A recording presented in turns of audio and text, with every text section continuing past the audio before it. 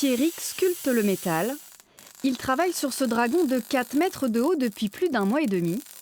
Une œuvre monumentale qui doit lier esthétisme et résistance dans le temps et transporter le public dans son univers. Moi, ce qui me plaît, c'est de donner du caractère, à une pièce à la fois intrigante et à la fois aussi une interrogation pour pourquoi un dragon à cet endroit-là, quoi. Pourquoi sur ce chemin un dragon? Et en fait, je vais appeler ça le dragon protecteur des marcheurs, quoi. Sa sculpture rejoindra celle d'autres artistes le long de ce chemin face à la plaine de Bièvre. J'aimerais, Oui, voilà. sur la plaine, Voilà. puisque ma sculpture est une inversion de gravité, où ça sera un bloc de pierre qui est au bout d'une chaîne dans le ciel.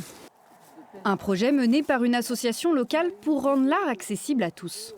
On se trouve sur le chemin de Paradis qui relie la côte Saint-André à Gilonnet, qui est fréquenté chaque année par une multitude de pèlerins, puisque c'est le chemin qui est fréquenté par Compostelle, qui passe là. Et on a voulu relier 2 espaces culturels. Nous avons 5 sculpteurs qui ne sont pas forcément sur un thème particulier. Chacun se sont exprimés. Carte blanche aussi pour Catherine. Elle a choisi de sculpter ce bloc de pierre de 3,7 tonnes.